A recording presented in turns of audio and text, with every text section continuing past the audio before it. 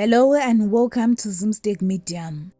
In some sad news, musician Jah Prayzer has expressed sorrow following the tragic death of two fans, Anotida Maziriri and Edmo Mafoe, in a car accident in Edmonton, Canada on Saturday.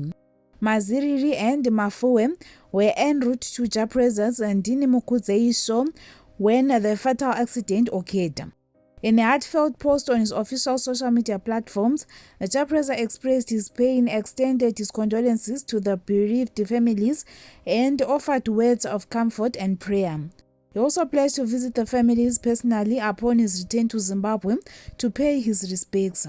The duo's families have since launched GoFundMe campaigns to raise funds for the repatriation of the bodies to Zimbabwe and cover funeral costs. For more stories, please do like and subscribe.